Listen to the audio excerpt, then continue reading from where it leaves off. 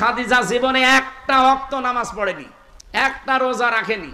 তার পুরা জীবন আমি পড়ে দেখেছি, জীবনে কোনোদিন তিনি পর্দায় ছিলেন না। মা খাদিজাতুল কুবরা নাকি জীবনে নামাজ পড়ে নাই।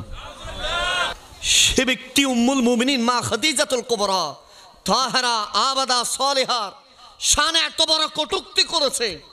সে কি কাফের বলেছে না, সে মুরতাদ বলেছে না, সে ইহুদি বলেছে না, সেই একজন আমার মতো একজন আলেম হয়ে স্টেজের ভিতরে হাজার হাজার মানুষের সামনে উম্মুল মুমিনিনের শানে কটূক্তি করেছে। কথা বলেন ঠিক কিনা? আপনারা আমারে বলেন, যে উম্মুল মুমিনিনের শানে কটূক্তি করেছে সে কি মুসলমান হতে পারে? সেই পড়ালেখা তো করে নাই, তার আকল কোথায় বলেছে না। উম্মুল মুমিনিন মা আয়েশা সিদ্দিকার ইন্তেকালের পরে তো মেরাজ হয়েছে, তাহলে বোঝা যায় মা আয়েশা সিদ্দিকা নামাজ পড়ে নাই, অথচ সেই তো রাসূল পাকের সেই হাদিসে মোবারকা পড়ে নাই।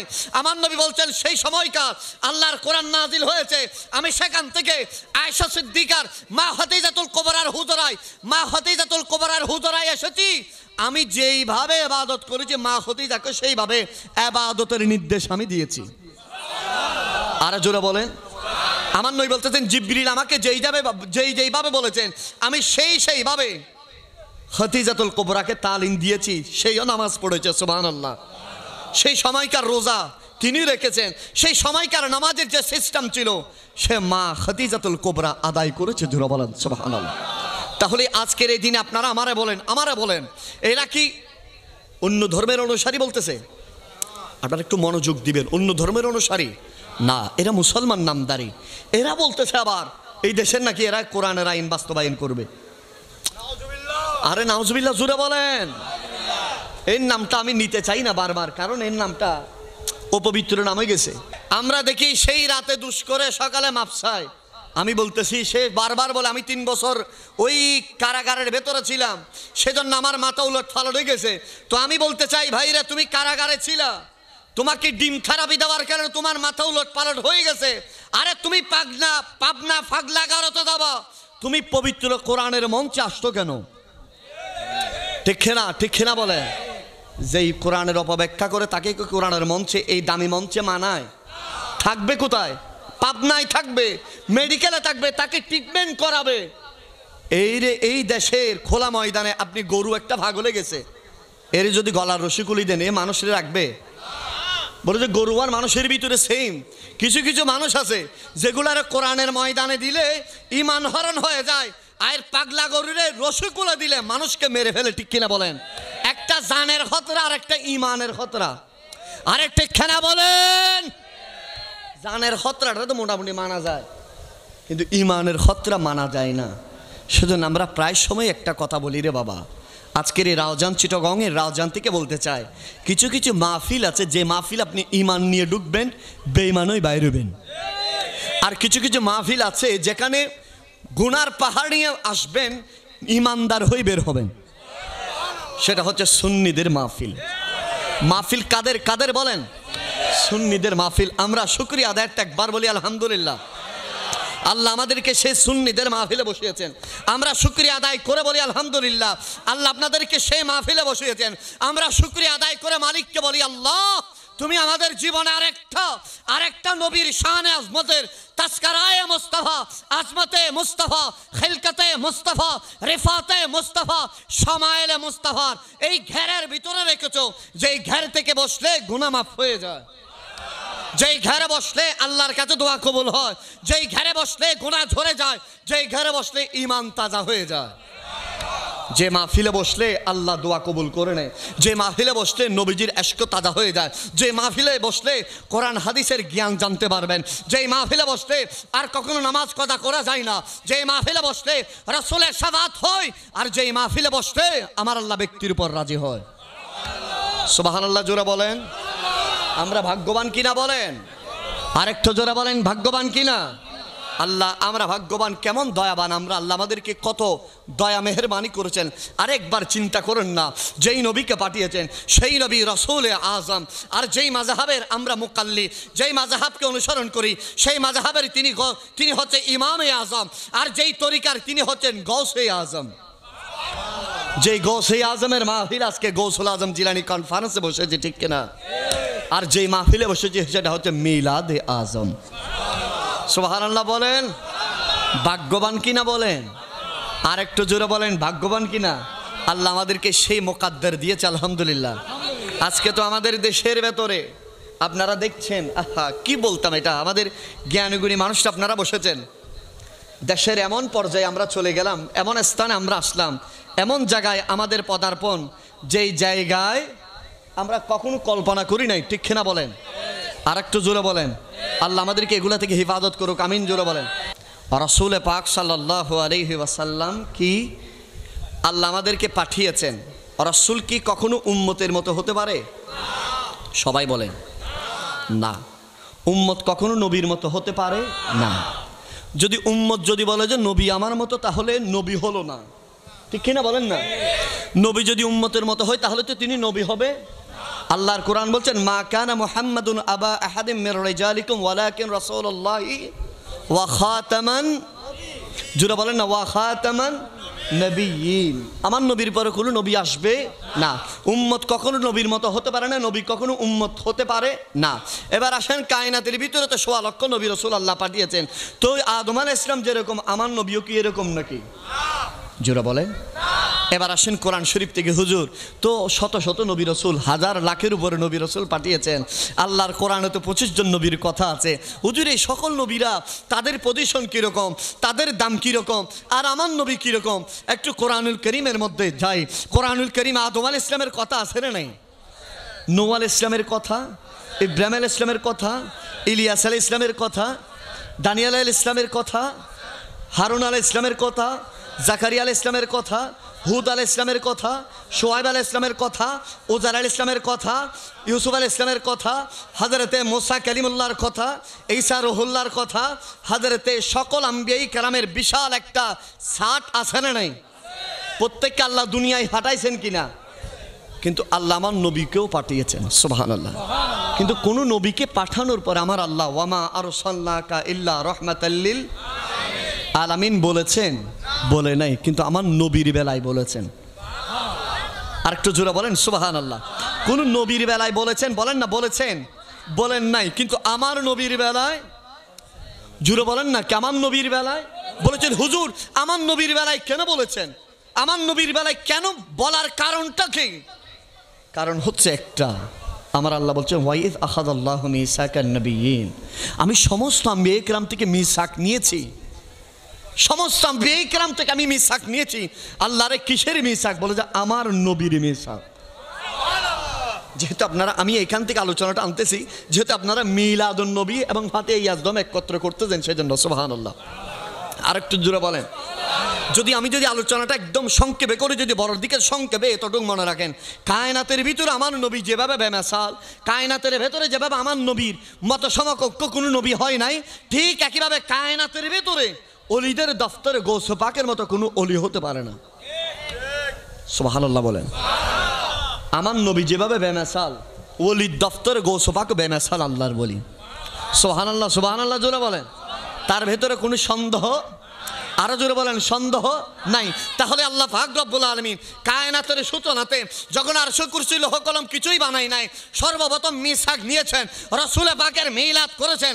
আমার আল্লাহ সেই মিলাদুন নবীর মাহফিলে বক্তা ছিলেন আমার আল্লাহ, শ্রোতা ছিলেন আম্বিয়ায়ে কেরাম, বিষয়বস্তু ছিল তারিফে মুস্তাফা। আরো জোরে বলেন। আজকে তো শ্রোতা আমাদের মতো গুনাহগার শ্রোতা হয়, ঠিক কিনা বলেন? সেদিন শ্রোতা হয়েছিলেন আম্বিয়ায়ে কেরাম। কোনো ব্যক্তি, সাধারণ ব্যক্তি শ্রোতা হওয়ার সুযোগ হয় নাই। আল্লাহরে কেমন এক মাহফিল, বড় যেই মাহফিল হচ্ছে মৌলিদুল মুস্তাফা, যেই মাহফিল করব আমি আল্লাহ, শ্রোতা থাকবেন আম্বিয়ায়ে কেরাম, বিষয়বস্তু হচ্ছে তারিফে মুস্তাফা। জোরে বলেন সুবহানাল্লাহ। আর কায়নাতের ভেতর আরেকটা মাজমা হয়েছিল, যখন আমার আল্লাহ আমার নবীকে সুবহানাল্লাযী আসরা বিআবদিহি লাইলাম মিনাল মসজিদিল হারাম ইলাল মসজিদিল আকসা, যখন মেরাজের মধ্যে নিয়ে গিয়েছিলেন সিদরাতুল মুনতাহা থেকে, আমার নবীজি যে রফরফে সাওয়ার হলেন সেটা গৌস পাক। আরেকটু জোরে বলেন না। কায়নাতের ভিতর আমার নবী যেখানে গিয়েছেন সেখানে আম্বিয়ায়ে কেরাম যেতে পারে নাই, আর ওলিদের দফতরে গৌস পাক যেখানে গিয়েছেন সেখানে কোনো ওলি যাওয়ার সুযোগ হয় নাই। জোরে বলেন না। আরে সিদরাতুল মুনতাহা চাড়ি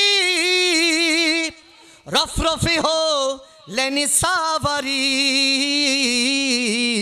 अरे पीछे पीछे पीरी जिलानी आगे कमली वाला, या रसूल अल्लाह या हबीब अल्लाह या रसूल अल्लाह बल्ला मेरा जी जाए अल्लाह रे हबीब नबी कमली वाला, या रसूल अल्लाह बल्ला या रसूल अल्लाह। अरे लामकान देशेते গেলেন 87 বছর গুজারিলেন, আরে নূরে নূরে মিশে গেল, আরে নূরে নূরে মিশে গেল, পর্দা তো আর রইল না, ইয়া রাসূলুল্লাহ বল্লা ইয়া রাসূলুল্লাহ।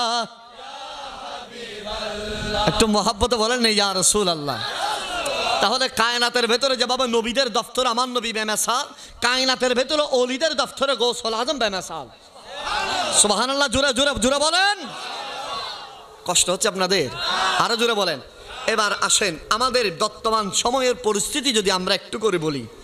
আজ বাংলাদেশ ভালো আসেনি, কথা বলে না। এটা আবার মনে করি হুজুর আপনি মনে হয় মা কোনো দলের টলের না। আমি সূচনা থেকে একটা কথা প্রায় সময় বলি, এটা বক্তব্যের মাঝে পুরো দুনিয়া শুনে সে কথাটা, সেটা হচ্ছে আহলে সুন্নাহ ওয়াল জামাতের যারা, তারা কখনো কারো গোলাম হতে পারে না। এই একটা কথা, আহলে সুন্নাহ ওয়াল জামাতের যারা, তারা কখনো কারো গোলাম হতে পারে না। গোলাম হওয়ার কোনো প্রশ্নই আসে না। আপনি আকাবির আহলে সুন্নাত দেখেন, তার উপরে যান, তার উপরে যান, তার উপরে যান, একদম উপরে যদি যান, প্রথম শতাব্দীর যিনি মুজাদ্দিদ ওমর ইবনে আব্দুল আজিজ কারো গোলাম ছিলেন? খুব গভীর মনোযোগ, কারো গোলাম ছিলেন? দ্বিতীয় শতাব্দীর মুজাদ্দিদ ইদ্রিসুস শাফি গোলাম ছিলেন। আস্তে আস্তে গৌসে পাক গোলাম ছিলেন। দাতা গঞ্জবক্স আলী হেজবির লাহোরি গোলাম ছিলেন। সুবহানাল্লাহ। ভারতের জমিনে 11 শতাব্দীর যিনি মুজাদ্দিদ ইমাম রব্বানি মুজাদ্দিদ আল ফসানে স্যার আহমদ স্যার হিন্দি গোলাম ছিলেন। গরিব নওয়াজ গোলাম ছিলেন। তারিখ সালতানাত হযরতে মখদুম আশরাফ জাহাঙ্গীর সিমনানি কি গোলাম ছিলেন। শাহিন শাহে শ্রীকুট গোলাম ছিলেন। খাজা তৈয়ব শাহ গোলাম ছিলেন। গৌসুল আজম মেজ ভান্ডারী গোলাম ছিলেন। গাজী শেরে বাংলা গোলাম ছিলেন। শাহজালাল ইয়ামানি মুজাররাদি গোলাম ছিলেন। বারলিয়ার আমানত শাহ, মিসকিন শাহ, গরিবুল্লাহ শাহ, আশরাফ শাহ, আল্লাহর ওলিরা গোলাম ছিলেন। গোলাম ছিলেন না, দুনিয়া তাদের তাবেদারি করেছে। আরে সুবহানাল্লাহ বলেন। দুনিয়া তাদের কি করেছেন, কি করেছেন? আরে হুজুর কি বলেন, গৌসে পাকের তাবেদারি? হ্যাঁ, আরে গৌসে পাক কোনের উপরে? গৌসে পাকের মুরিদের মুরিদের মুরিদের মুরিদের গোলামের গোলামের আওলাদের আওলাদের আওলাদের সর্বশেষ 41তম আওলাদ রাসূল হুজুর কিবলা তাহের শাহ বাবাজি। সুবহানাল্লাহ। আচ্ছা বলেন, বাংলাদেশের বড় বড় পয়সাওয়ালা হুজুর কিবলার পিছনে থাকে নাকি হুজুর কিবলা তাদের পেছনে? জুড়ে জুড়ে বলেন না। বাংলাদেশের বড় বড় শিল্পপতিরা পর্যন্ত হুজুর কিবলা শুধু একটু করে আবার হুজুর কিবলাকে দেখার জন্য বেকার। তো এই হুজুর কিবলাই আলমের যদি এই হাল হয়, তাহলে শাহিন শাহে শ্রীকুট খাজা তৈয়ব শাহর কি হাল হবে? সুবহানাল্লাহ বলো। তৈয়ব শাহর যদি হাল হয়, কুতুবুল আউলিয়া সৈয়দ আহমদ শাহ শ্রীকুটের কি হাল হবে? শাহিন শাহে শ্রীকুটের এই হাল হলে খাজা চৌরবির কি হাল হবে? ওনার যদি এই হাল হয়, তাহলে গরিব নওয়াজের কি হাল? গরিব নওয়াজের এই হাল হলে তাহলে গৌসে পাকের কি হাল? আমাদের আহলে সুন্নাত ওয়াল জামাতের চেয়ারম্যান আমার হুজুর আল্লামা শাইখুল হাদিস মঈনুদ্দিন আশরাফি হুজুর বলেছেন, এই দেশ হচ্ছে সুন্নিদের বাংলাদেশ। এই দেশ, এই খতিয়ান, এই দেশের খতিয়ান কাদের বলেন? সুন্নিদের, বাকি সব ভাড়াটিয়া। এইটা খেলা বলেন। অনেকেই সেটার উপর আপত্তি করেছেন, কি বলেন আমরা ভাড়াটিয়া কেমনে? আপনাদের দাগ দেখান, আরএসবিএস এর খতিয়ান দেখান, আপনাদের কি কি দলিল আছে দেখান। আমি তাদেরকে বলতে চাই, আপনারা দলিল নেন। এই দেশে সর্বপ্রথম 712 খ্রিস্টাব্দে এই দেশে সুন্নিদের প্রতিনিধিত্ব হিসাবে এই ভূখণ্ড, এই ভারতীয় উপমহাদেশ হিন্দুস্তান জয় করার জন্য এসেছেন সুফি মোহাম্মদ বিন কাসেম। কথা বলেন ঠিক কিনা? এই দেশ জয় করার জন্য এসেছেন। 1961 খ্রিস্টাব্দের খাজা গরিব নওয়াজ এসেছেন, ঠিক কিনা বলেন? এই দেশের ভেতরে প্রায় 1000 খ্রিস্টাব্দে এসেছেন যিনি ভারতবর্ষে 17 বার আক্রমণ করেছিলেন, হযরতে সুলতান মাহমুদ গজনবী। জোরে বলেন সুবহানাল্লাহ। এই দেশের ভেতরে প্রায় 193 খ্রিস্টাব্দের 1193 খ্রিস্টাব্দে এই হিন্দুস্তানে এসেছেন মোহাম্মদ গুরি। এই দেশের ভেতরে 1203 খ্রিস্টাব্দে এসেছেন হযরতে শাহজালাল ইয়ামানি মুজাররদি। জোরে বলেন সুবহানাল্লাহ। এই হিন্দুস্তানের ভেতরে জিনাদের নামে এই হিন্দুস্তানকে ওনারা করেছেন, তিনি হচ্ছেন হযরতে কুতুবউদ্দিন বখতিয়ার কাকি। এই হিন্দুস্তান জিনাদের নামে তিনি হচ্ছেন দাতা গঞ্জবখশ আলী হাজবিরি লাহোরি। আজ থেকে প্রায় 1200 বছর আগে তিনি এসেছেন, ঠিক কিনা বলেন? এই হিন্দুস্তান যাদের নামে তিনি হচ্ছেন বাবা ফরিদউদ্দিন মাসউদ গঙ্গাসাগর। এই হিন্দুস্তান এই উপমহাদেশে যাদের নামে তিনি হচ্ছেন হযরতে গরিব নওয়াজের খলিফা হযরতে আলাউদ্দিন সাবরে কালিয়ারিপা। জিনাদের নামে হিন্দুস্তান তিনি হচ্ছেন হযরতে মেহবুবে ইলাহি নিজামুদ্দিন আউলিয়া। কথা বলেন ঠিক না? এবার আসেন এই বঙ্গ জিনারা আবাদ করেছেন আজ থেকে প্রায় 1200 বছর আগে। কত বছর আগে? তুমি 1200 বছর পরে এসে বলতেছো, কিন্তু 1200 বছর আগে 200 হিজরিতে এই চিটাগংয়ে এসেছেন, চিটাগংকে আবাদ করেছেন মুশকিল কুশা শহর কুতুব হযরতে শাহ বদর আউলিয়া। আরো জোরে বলেন এই জায়গাকার শাহ বদর আউলিয়ার, এই জায়গাকার হযরতে আমানত শাহ, ঠিক কিনা বলেন? এই জায়গা হচ্ছেন গরিবুল্লাহ শাহ, ঠিক কিনা বলেন? এই জায়গা গৌসুল আজম মেজ ভান্ডারী, ঠিক কিনা বলেন? এই ভূখণ্ড আল্লাহর বলি শাহিন শাহ শ্রীকুটের হাত তোলা, বলেন ঠিক কিনা? এই জায়গা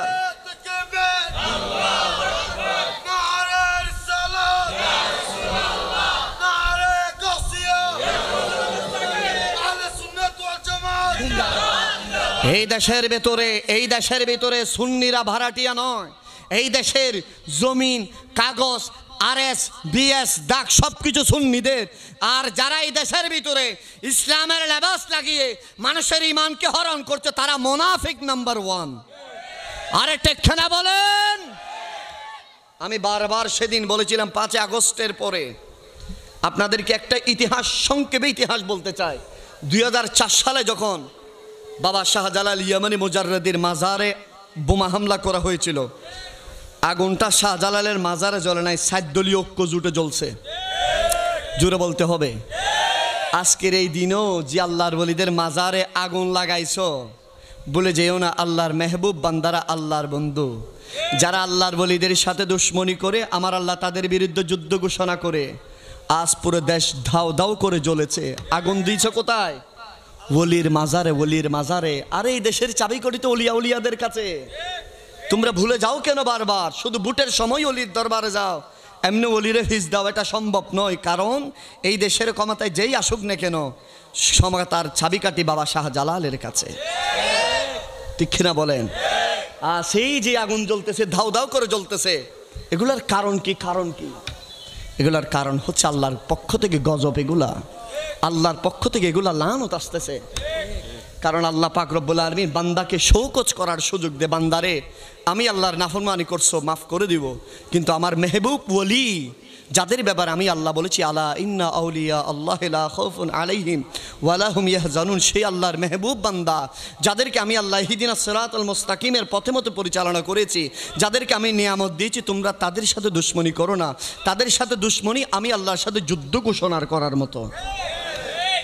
আপনারা তো শিক্ষিত মানুষ, আপনারা আমারে বলেন এই দেশের ভিতরে এই অরাজকতার মূল কারণ কি? 5 আগস্টের পরে যখন মাজারে হামলা করা হয়েছিল আমার উপদেশটা ব্যর্থ হয়েছে। কথা বলে না, উপদেশটা কি হয়েছে? আমার দেশ ব্যর্থ হয়েছে। এই আগুন ওলির মাজার জ্বলে না, এই আগুন জ্বলছে ওই চিটাগংয়ের ফুট জ্বলছে, এই আগুন মিরপুর জ্বলছে, এই আগুন দেশের বহু শিল্প কারখানা জ্বলছে, এই আগুন সর্বশেষ জ্বলে প্রমাণ করে দিয়েছেন শাহজালাল বিমানবন্দরে, ঠিক কিনা বলেন? এই আগুন এমনি জ্বলে নাই, এই আগুন মাজারে জ্বালাইতে চাইছো, দৌড়ছে ওখানে। এখনো সাবধান, বারবার আমরা এই কথাটা বলি, আল্লাহর ওলিদের শানে বেয়াদবি করিও না, আল্লাহর ওলিদের শানে গোস্তাকি করিও না রে বাবা। কেননা আল্লাহর মেহবুব বান্দারা জমিনে শুয়ে আছেন বলে এই বাংলাদেশ আজ এত উপরে আছে, ঠিক কিনা বলেন? এই বাংলাদেশ করোনার ভেতরে দুনিয়া যখন থমকে গেছে, জনসংখ্যার দিক দিয়ে বাংলাদেশের অর্ধেক মানুষ মারা যাওয়ার কথা, ঠিক কিনা বলেন? মরছেনি? আক্রান্ত কম হয়েছে না বেশি হয়েছে? অনেক কম হয়েছে। এর ঘরের ভিতরে প্রত্যেক দিন ইয়ানে এত আড্ডা, এত কিছুর পরে 2020 সালের করোনার কথা তো আমরা ভুলে গেছি, ঠিক কিনা বলেন? করোনার পরে জীবনের, করোনার সময় আমরা জীবনে মনে করি না যে এভাবে আবার সমাগম হবে। মনে করছেন আপনারা? আচ্ছা, আপনাদের এই এলাকায় যদি 50টা গরু জরা মেজবান দিচ্ছেন, 50টা গরু জরা মেজবান দিবেন, তারপরে 2 সপ্তাহ ঘর থেকে বের হবেন না, সম্ভব হবে? জীবনও সম্ভব হবে না। কিন্তু এই করোনা এমন এই এখানে যেটা বড় সড়ক আর কি, এটা কোথায় গেছে? কাপ্তাই সড়ক। আচ্ছা, আপনারা আন্দোলন করে সর্বোচ্চ 1 ঘন্টা বন্ধ করে রাখতে পারবেন? এর চেয়ে বেশি পারবেন? পুলিশ এসে আপনাকে সরাই দিবে, প্রশাসন এসে সরাই দিবে, বলছে আপনাদের দাবি মেনে নেওয়া হবে, তারপরও সারি দেন। কিন্তু করোনার সময় এখানে গাড়ি চলছে নি, নীরব নিস্তব্ধ ছিল। 50 জনের থানার অভ্যস্য চলে গেছে, ওই দোকান বন্ধ, ঠিক কিনা বলেন? ডাইরেক্ট ফুল চলে গেছে, ডাইরেক্ট। কিরে কি অবস্থা? বলেছে পারতেছি না। তুই করোনার আগে বলেছে, করোনার আগে প্রয়োজনে ভাত খাবো না, তারপরে এটা খাইতে হবে, তুই এখন চলে গেছে। বলেছে ভাই বিপদে পড়ে গেছে, এখন আর কোনো কিছু। বহুত করোনার পর থেকে 50 জন এটা সারি দিয়েছে, আসে না নাই? পরিশুদ্ধ হয়ে গেছে ডাইরেক্ট। করোনার পর থেকে বহু মানুষ আল্লাহর বলি হয়ে গেছে, ঠিক কিনা? ঘরে বসে বসে নামাজ পড়তে পড়তে। করোনার সময় দেখছেন আপনারা, আহা, এটা তো আমার নবীর ইসলাম কত দামি। আচ্ছা, আপনারা বলেন, এখানে আশপাশে অনেক ধর্মের মানুষ আছে। করোনার সময় আমাদেরকে ডাক্তার সাহেব যে পরামর্শ দিয়েছিলেন, নাকের ভিতরে পানি দেওয়া, ঠিক কিনা বলেন? গার মাসে করা, হাত সব সময় দেওয়া। পৃথিবীর অন্য কোনো ধর্মের ভিতরে আসেনি নাকের ভিতরে পানি দেওয়া? কান মাসে করা আসেনি? ঘাড় মাসে করা আসেনি? কিন্তু ইসলাম এগুলা দিয়ে দিয়েছেন 1000 বছর আগে। সুবহানাল্লাহ বলেন। ডাক্তার সর্বশেষ বলছেন করোনা থেকে বাঁচার জন্য মুসলমানরা 5 ওয়াক্ত নামাজ পড়বে, হিন্দুরা হাত দাঁড়াইছে। ডাক্তার সাহেব আমরা কি করবো? বলো যে আপনারা তো ইমান আনেন, নামাজ পড়তে পারেন, একটা কাজ করেন। ওই মুসলমানরা যখন আজান দেয়, নামাজ তো পড়তে পারবেন না, উজু করতে পারেন, তখন হাত মুখ গুলা ধুন।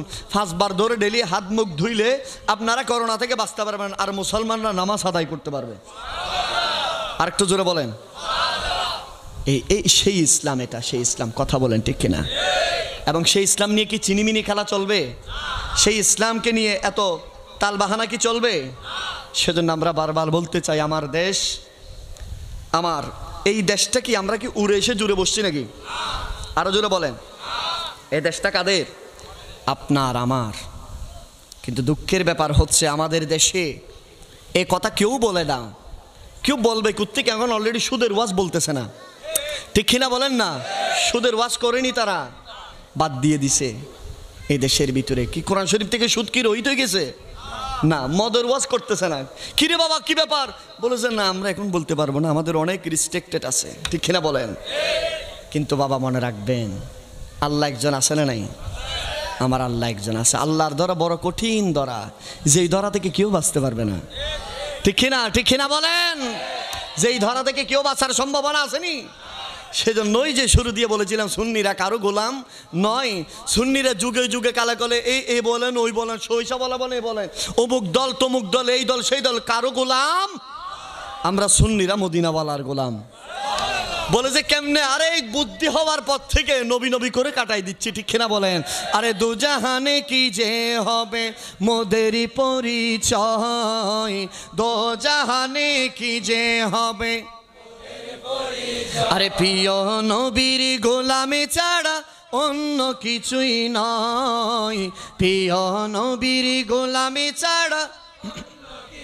আরে নবীর গোলাম পরিচয় দেন জাকানে সাফিনা, বনির সিং হপদ দেখালেন, নেই কোনো ভাবনা, ঠিক না বলেন? আরে ইহ পর জগৎ যাহার জন্য বিজয় হয়, ইহ পর জগৎ যাহার জন্য বিজয় হয়, প্রিয় নবীর।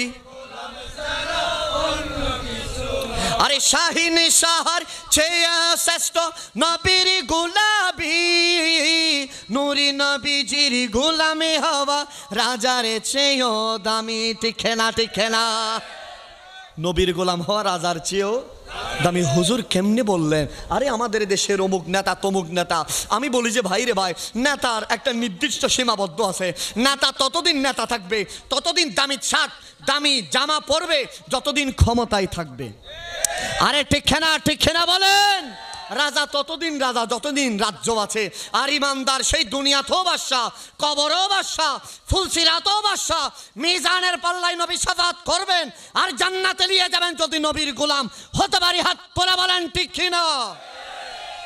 সেই নবীর গোলাম হতে চাই কি চাই না? আরে শাহিন শাহর চেয়েও শ্রেষ্ঠ নবীর গোলাবি, নুরি নবীজির গোলামে হওয়া রাজার চেয়েও দামি। আরে সেলিমে বলে এই দুনিয়ার সম্পদ কিছুই নয়, সেলিমে বলে এই দুনিয়ার সম্পদ কিছুই নয়, প্রিয় নবীর গোলামে ছাড়া নয়, প্রিয় নবীর। একটু জোরে বলেন না সুবহানাল্লাহ। আর একটু জোরে বলেন। এখান থেকে বিরাট একটা প্রশ্নের জবাব আমি দিয়ে দেব আপনাদেরকে। বলেন, আমাদের দেশে বিভিন্ন ঘরানার ব্যক্তিরা যেভাবে নবীর শানে কটূক্তি করে আসে না নাই? আচ্ছা, আহলে সুন্নাহ ওয়াল জামাতের কোনো ব্যক্তিরা এমন করে? আমরা বুক ফুলিয়ে বলতে পারি আমাদের আকাবিররা জীবনে কখনো নবীর শানে বিন্দু পরিমাণ কটূক্তি হয়ে এমন শব্দ বের করে না। ঠিক কিনা বলেন? আমাদের আকাবিররা কারো দালাল নয়। আমাদের আকাবিররা কখনো কাউকে তুলতে মাথার উপর তুলে না।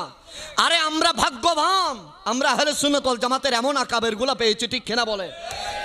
তো আমাদের আকাবেরগুলো বলে না কেন? তাদের আকাবেরগুলো সবসময় কথা বললে নবীর শানের বিরুদ্ধে কথা বলে।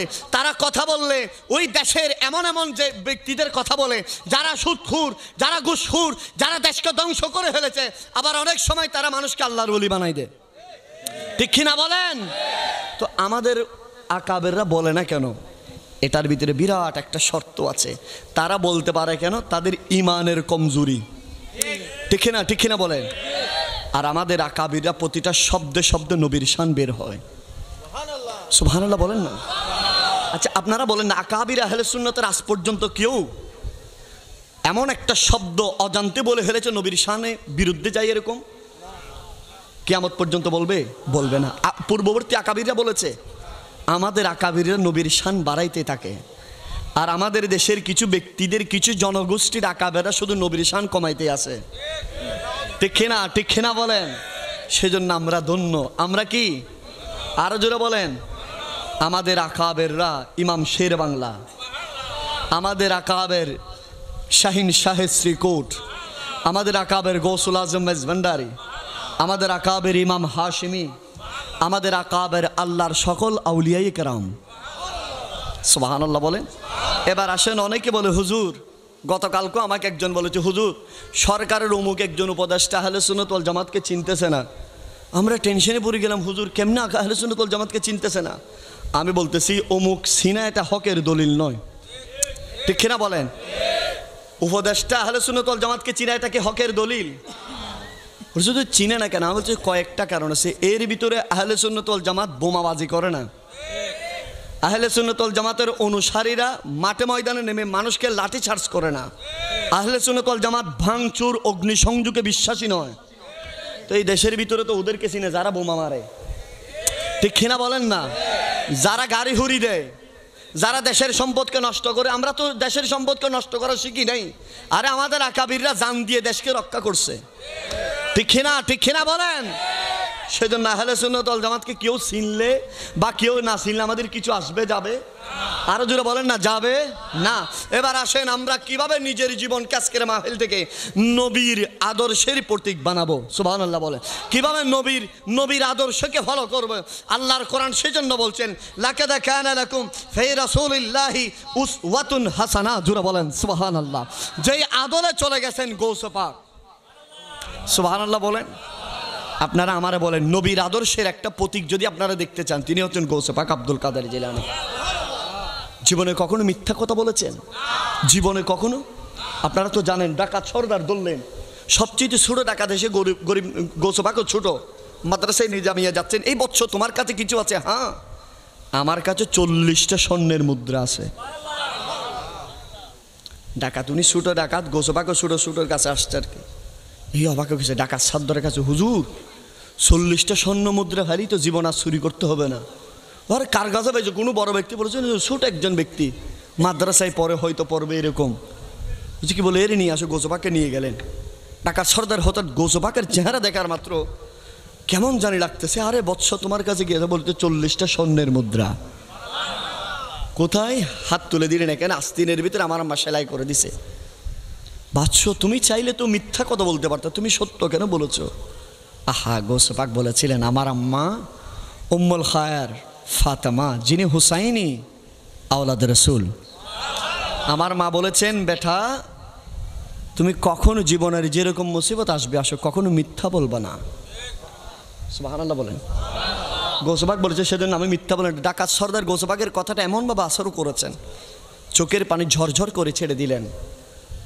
আরে শিশু আব্দুল কাদের, আপনি তো আমাদের চোখ খুলে দিলেন, আমরা জীবনে কত কত মিথ্যা বলেছি। আব্দুল কাদের বাঁচার কোনো অপশান আছে? বলে যে হ্যাঁ। কি আছে? বলে যে আমার হাতের উপর হাত রাখো, তওবা করো, লা ইলাহা ইল্লাল্লাহু মুহাম্মাদুর রাসূলুল্লাহ। সুবহানাল্লাহ। কালমা পড়লেন, তওবা করলেন, এই 60 জন এক একজন আল্লাহর বলি হয়ে গেছেন। জোরে বলেন সুবহানাল্লাহ। তাহলে আমরাও যদি গৌসে পাকের আশক হই, আমাদের 1 নম্বর মিথ্যা চাটতে হবে, ঠিক কিনা? আমরা যদি গৌসে পাকের আশক হই, আপনারা বলেন গৌসে পাক জীবনে নামাজ কাজা করছে? জোরে বলেন করছে। আমরা যদি গৌসে পাকের আশক হই, আমরা নামাজ ধরবো নাকি ছাড়বো? গৌসে পাক জীবনে কখনো হারাম খেয়েছেন? গৌসে পাকের দরবারে তো বড় বড় রাজা বাদশারা, গৌসে পাক 4টা রাজার বাদশার পিরিয়ড পেয়েছেন। সুবহানাল্লাহ বলেন। কয় বাদশার? 4 বাদশার পিরিয়ড পেয়েছেন। আর প্রতিটা বাদশা গৌসে পাকের কদমে চিঠি লিখে রাজ্য পরিচালনা করতেন। সর্বপ্রথম বাদশা যিনি গৌসে পাকের কাছে আসতেছেন, রাত যখন বাদশার এই কাজটা সব ছেড়ে গৌসে পাকের কাছে আসতেছেন, 1 দিন আসে, 2 দিন আসে, 3 দিন আছে, 1 সপ্তাহ কোনো মতো রাতে দেখা করতে পারেন না। একদিন বলতেছেন আজকে দেখা করবো, আজকে বিরাট স্বর্ণটন্য নিয়ে আসছেন। সুবহানাল্লাহ। বাবা কষ্ট হয়নি? স্বর্ণটন্য নিয়ে আসছে, বলে যে আজকে দেখা করেই যাব। সারা রাত থাকলেন, ফজরের পরে নামাজ কালাম পড়লেন, হুজুর গৌসে পাক ওয়াজ কালাম করলেন, লাইন ধরলেন। সুবহানাল্লাহ। এক এক ব্যক্তি এক এক লাইন। রাজা সাহেব কোথায়? একদম পিছনে। খাদেমের লোকে হঠাৎ গরম হয়ে গেছে, আরে আমি বাদশা, তোমরা এই ফকির টকির সবাই আগে দিচ্ছ, আর আমি কি বাদশা, আমাকে দেখতেছো না? গৌসে পাকের খাদেম বলতেছেন, এটা গৌসে পাকের দরবার, এখানে কে বাদশা কে ফকির নাই। গৌসে পাকের নিসবতে যেইভাবে দাঁড়াবে সেই গৌসে পাকের সাথে দেখা করবে। সুবহানাল্লাহ। তারপরে চিল্লাচিল্লি যখন লাগাই দিলেন, গৌসে পাক বলতেছে কি হয়েছে? হুজুর বাদশা সাহেব আসতেছে, বাদশা সাহেবকে আসতে দাও। বাদশাহ এসে গৌসে পাকের দরবার বলতেছেন, হুজুর এই কি কাণ্ড লাগাই দিলেন, আপনি আমার ইজ্জত বুঝতেছেন না? কি ইজ্জত? হুজুর এখানে ফাটা আসিরে কাফররা আপনার সাথে দেখা করতেছে, আমি পিছনে আসি, আপনার যারা খাদেম এরা আমাকে চিনতেছেন, আমাকে সামনে দিয়ে গিয়ে দিচ্ছে না। তো গৌসে পাক বলছেন, তোমাকে কেন এগিয়ে দিবে? হুজুর আমার 2 হাতে দেখতেছেন কতগুলো স্বর্ণ মুদ্রা, রৌপ্যের টাকা পয়সা সব নিয়ে আসছি। গৌসে পাক বলতেছে এগুলোর দরকার নেই, এগুলো নিয়ে আপনি রাজ দরবারে চলে যান। সুবহানাল্লাহ। রাজা বলতেছেন, হুজুর এটা কি বললেন? আমি এতগুলো স্বর্ণ মুদ্রা এসে বলছে লাগবে না, এগুলো নিয়ে যান। বাদশা কি করতেছেন? বারবার জোরাজুরি করতেছেন। বলছে আচ্ছা এগুলো নিয়ে আসেন। গৌসে পাক বাম হাত বাড়ালেন। সুবহানাল্লাহ। বাম হাত কি বাড়ালেন, বলেছেন দেন আপনার স্বর্ণ মুদ্রার থলেগুলো দেন। গৌসে পাকের নূরানি বাম হাত মোবারকে রাখলেন, গৌসে পাক চিপতে থাকলেন। সুবহানাল্লাহ। চাপ দেওয়ার সঙ্গে সঙ্গে দেখতেছেন সেই স্বর্ণ মুদ্রার থলে থেকে রক্ত পড়তেছে। কি পড়তেছেন? কি? বাদশা অবাক, যারা হাজির সবাই অবাক। হুজুর কি ব্যাপার? হুজুর আমি স্বর্ণ মুদ্রা আনলাম, মণিমুক্তা আনলাম, টাকা পয়সা আনলাম, রক্ত পড়তেছে, রক্ত তো আনি নাই। তখন গৌসে পাক বলতেছেন, বাদশা শাহ এটা গৌসে পাকের দরবার, এখানে মস্কারি চলে না। এটা আমি গৌস আব্দুল কাদের জিলানির দরবার, এটা আমি গৌসে পাক, ওই গৌসে পাক যাকে আল্লাহ আসমান থেকে ইয়া গোস বলে 60 বার ডাক দিয়েছেন। সুবহানাল্লাহ বলেন। এই সবগুলো মানুষের গরিবের হক। বাদশা সাহেব সেজন্য বলেছি এখানে আসেন না। বাদশা কদমের ভিতরে ভরে গেলেন, হুজুর রে, হুজুর আমার একটু মাফ করে দেন, আমার একটু মাফ করে দেন না। সুবহানাল্লাহ। আরে আমার গোসল আজমে জিলানির, আরেক জোরে আমার গোসল আজমে জিলানির। কোনো তোলা না আসেনি গৌসে পাকের? আরো জোরে বলেন আসেনি? আমার গোসল আজমে জিলানির। এই জগতে কোনো বলি, এই জগতে কোনো বলি তাহার তোমারে সমানে হবে না তুলনা, আমার তুলনা আমার গৌসুল আজম জিলানীর। আরে মেরাজে রাতে নবীর সাথে বাইতুল মামুরে লক্ষ কোটি মুরিদ নিয়ে নামাজ পড়ে, আরে রফরফে সেজে লামকানে হয়েছিলেন রওয়ানা, নাই রে তুলনা আমার গৌসুল আজম জিলানীর, না আমার গৌসুল আজম জিলানীর। আরে বাগদাদে জামে মসজিদেতে গৌসিয়তের ডাক, সকলে অলির কাঁদে যাহারি দু চরণে পাক, আরে নত শিরে করিল বরণ যত গৌসে জামানা, নাই রে তুলনা আমার গৌসুল আজম জিলানীর। আরে রাউজানের বাবার হাত তোলা বলেন কোন তুলনা আছে? গৌস পাকের কোন তুলনা আছে? আমার গৌস পাকের কোন মেসাল হতে পারে? আরে আমি আপনি দুনিয়ার জমিনে 8 বছর 10 বছর হওয়ার পরে শরীয়ত মানতেছি, যিনি ফ্যাট থেকে শরীয়ত মেনেছেন তিনি গৌস পাক। আর জোরে বলেন না। আমার আপনার উপর শরীয়ত কয় বছর? 12 বছর বালেক হলে ফরজ। আর গৌস পাক বলতেছেন যেদিন আসলেন পহেলা রমজান, মায়ের পেট থেকে পড়ার সাথে সাথে শরীয়ত মানা শুরু করে দিলেন। আমার আপনার দুনিয়ার জমিনে এসে হুজুরের মাধ্যমে আলিফ বা তাসা পড়তে হয়েছে, কোরআন হেফজ করতে হয়েছে। গৌস পাক বলেছে আমি ওই আল্লাহর বলি, আমি মায়ের পেটে থাকা অবস্থায় কোরআন হেফজ করেছি। আমি আপনি মায়ের হেডে থেকে শুধু লাথি দিয়েছি। গৌস পাক বলতেছেন আমি উম্মের হায়ারের সে পেটের ভেতরে থেকে আমি আল্লাহর জিকির করেছি। আমি ওই আব্দুল কাদের যে মায়ের পেটে ছিলাম, আমার মা ওই গাছের দিকে হাত বাড়িয়েছিল সর্প দংশন করবে, আমি পেট থেকে মাকে বাঁচিয়েছি। আমি সেই আব্দুল কাদের। তিনি ওই আব্দুল কাদের যিনি পেট থেকে দুনিয়ায় এসেছেন। মানুষ জগৎবাসী বলেছেন আরে বাগদাদের জিলান শহরে এমন একজন সন্তান এসেছে যে সন্তানের চেহারা পূর্ণিমার চাঁদের মতো, যে সন্তানের আভাস, যে সন্তান আসবে ফেরেশতারা সুসংবাদ দিয়েছেন, যে সন্তান আসবে হযরতে গৌস পাকের আম্মাজান উম্মুল খায়ের ফাতেমা বললেন জান্নাতের রমণীরা এসে আমার আব্দুল কাদেরের সুসংবাদ দান করলেন। তিনি আব্দুল কাদের, জোরে বলেন সুবহানাল্লাহ। সে গৌস পাকের মাহফিল আপনারা বসছেন, সেই গৌস পাক শাইন শাহে বাগদাদ ওই ব্যক্তি, তিনি বলেছিলেন নজরতু ইলা বিলাদিল্লাহি জামাআন কাহার দালাতিল আলা হুকম ইত্তিসালি। সুবহানাল্লাহ বলেন। এই গৌস পাকের এই কসিদার উপর থিওরি করে আজ মোবাইল আবিষ্কার হয়েছে। সুবহানাল্লাহ বলেন। কি আবিষ্কার? আজ মোবাইল মোবাইল মোবাইল। সেই সময়কার যখন বলেছিলেন আরে আব্দুল কাদের কি কায়নাত সবকিছু রায়ের দানা পরিমাণ, শস্য দানা যেরকম হাতের উপরে, এইভাবে গৌস পাক নাকি সেই সময়কার গৌস পাকের মোখালেফ ছিল কি ছিল না?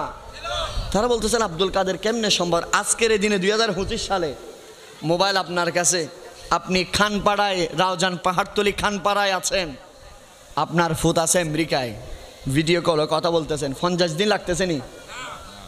এখানে রাতের কয়টা? 12টা 13, আমেরিকায় দিনের 12টা 13, ঠিক কিনা বলেন? বাবা বলতেছেন ওফুত তুমি কি করতেছো? বাবা আমি তো অফিসে, এখানে দিনের 12টা।